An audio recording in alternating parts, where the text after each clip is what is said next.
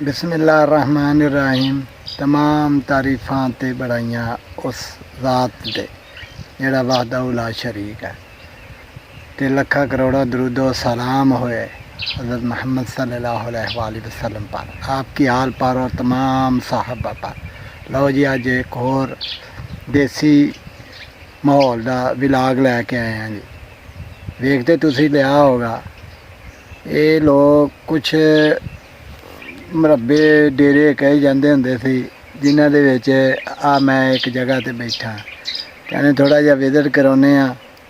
ठीक आ, इत्थे किसी टाइम से डेरे होंगे सी, ते डेरे किद्दां वसदे रहे आ, ते हुण किद्दां खत्म हो गए आ। ठीक है जी, आ जाओ मेरे नाल।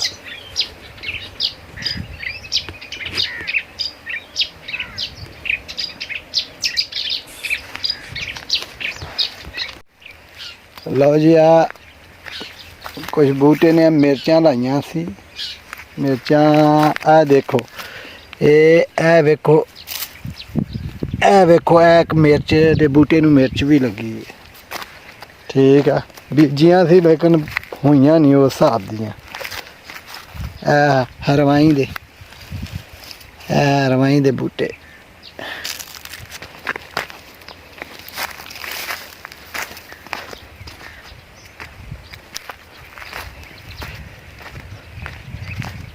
कणकां कुणकां वड्डियां गईयां, ते रूड़ी सुट्टी बिच गांह बीजण दी फसल। देसी खाद इनू पिया जाता। ठीक है, सब नू अच्छी और बेस्ट कुदरती खाद जिन्होंने आख्या जाता।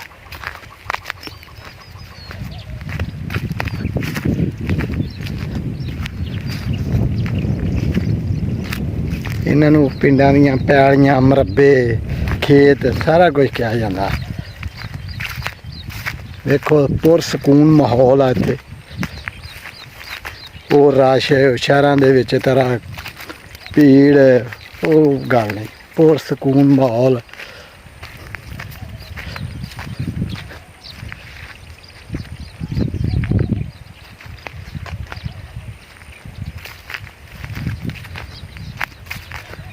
ए वेखो खजूर का भी दरख्त है इत्थे।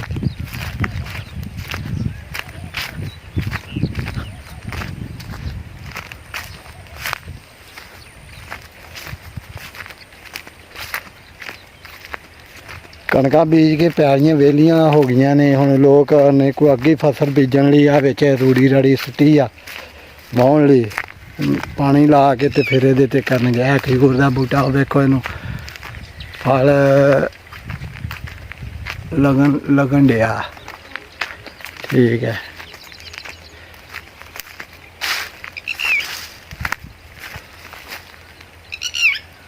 सफेदा ते ए टाली है जी खत्म होंदी जाती है पाकिस्तान दे विच।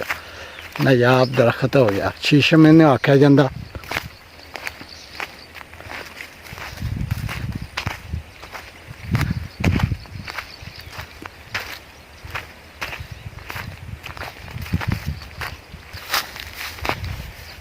कमाद बीजिया, देखो सारा कमाद का खेत है। ठीक है, भाई पता नहीं क्या कोई है, वो खाल ने जिन्हें दाने पानी लगाया जाता लाने ली फसलों।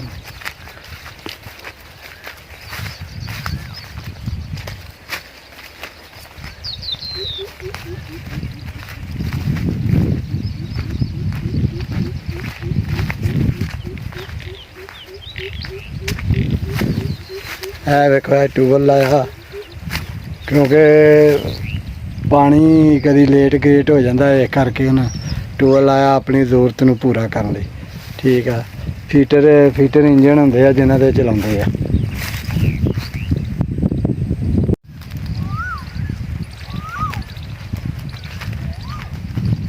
जानवर भी आराम कर रहे हैं हुण अपनी बोलियां दे विच, शायद गल्लां करन रहे या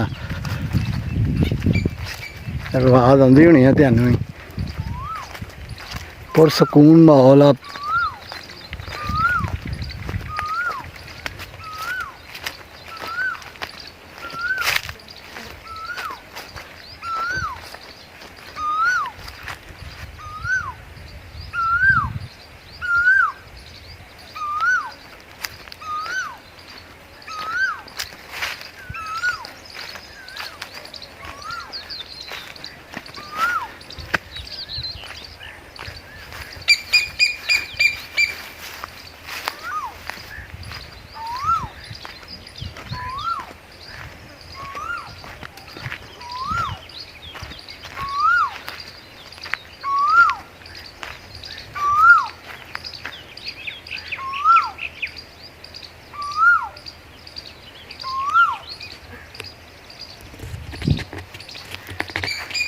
ਅੱਛਾ ਜੀ, ਆ ਮੇਰੇ ਪਿੱਛੇ ਡੇਰਾ ਹੁੰਦਾ ਸੀ। ਇਹ ਸਾਰਾ ਨਾ ਇੱਥੇ ਕੋਠੇ ਬਣਾਏ ਹੁੰਦੇ ਸੀ, ਜਾਨਵਰ ਇੱਥੇ ਰੱਖਦੇ ਹੁੰਦੇ ਸੀ ਅਤੇ ਰਾਤ ਨੂੰ ਵੀ ਇੱਥੇ ਸੌਣਾ।